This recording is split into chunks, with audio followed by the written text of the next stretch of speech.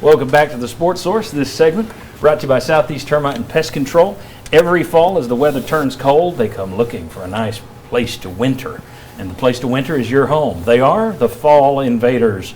That'd be box elder bugs, stink bugs, ladybugs. They try and get in your house.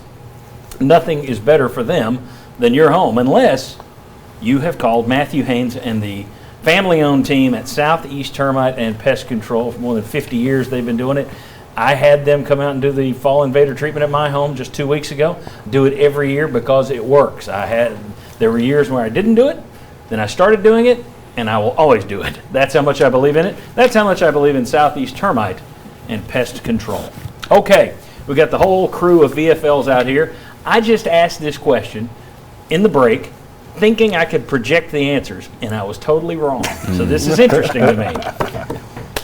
Tennessee wore the black uniform. Josh Heupel did a big spiel this week about Tennessee has the best uniform in the country, the orange and white, and then said, but we're going to wear alternates. So the alternate uniform thing, most teams do it. I mean, most schools now do it. They all try and cash in like Oregon did. Alabama doesn't. Auburn doesn't. Penn State doesn't. I don't think Texas does. From my perspective, you should be a special school. We got a unique color. From a branding perspective, don't mess with it. Why do you want to confuse people? Just me. Mike Stoll, you're an old fuddy-duddy like me. Surely you don't like the alternate uniforms, do you? Oh, I would. You would think I would not like them, but here's the deal. I am much wiser in my age. I see the much wiser than me is what I thought you were going, which is also true. That too. But I see the big picture, okay? NIL, social media, transfer portal, all right? What do you got to do to get the kids in here? All right, you got to do these kind of things, and those are the kind of things. Unfortunately, I'm not a big fan of it, but I see it makes sense. I see where he's going. It's like, okay, that is. Although I don't like it that much, it's a smart decision because he's going to be able to say, hey, oh, this is cool. I want to go be part of this. Oh, I can get NIL. I can get a free cookie. I can go do this thing. So that's I think you got to do it to get the players is a little overblown. Personally, everybody says that though. Yeah. Marlon, you like them or no? I started off when I first saw it. On social media is what they were wearing. I liked it. But I'll be honest with you, as the game went on, I kind of got the fold match. Like, man, that's, we're Tennessee. Like, this don't, we're not Oklahoma State or something like that where we're switching our uniforms every 2 or 3 weeks. I didn't like it. It didn't do what I wanted to do for them. As soon as I saw it on the TV, I changed my whole perspective. And a little bit of it might be jealousy. We wore Adidas with the big Adidas cleats. Adidas can tell you about that.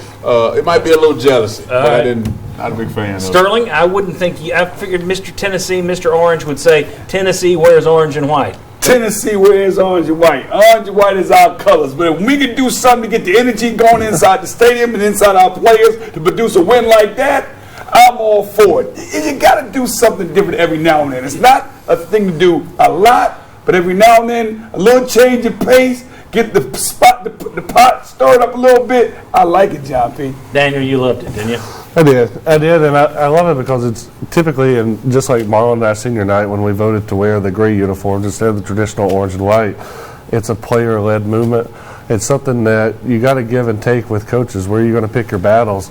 And as players, that's what we loved. We wanted something different. We wanted to wear it to be just a little different on it, and it meant a lot to us to the point that we wore it on senior night. And that's still the jersey that to this day is one of my favorite that I keep outside of a frame to put on. And while you didn't go to Alabama, the fact you chose to wear those on senior night, that's why you're dead to me. Let me ask you this.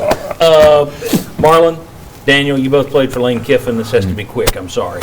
What are your feelings with him coming back this week? Because you guys both liked him. He provides a brashness that players respond to. A little charisma, a little excitement. Well, we got to beat him. Let's beat him. He crossed over. He's not here anymore. Let's go get him. All right. Daniel, your thoughts on him returning? Same thing. I love the guy, but still got to go out there and beat him. And I think he's a lot different person than what he was when he left here. So I love what he's doing in Ole Miss. We played with a buddy of ours, Corey Miller, who's still down there, changed his life. And so he's doing a lot of good things down there.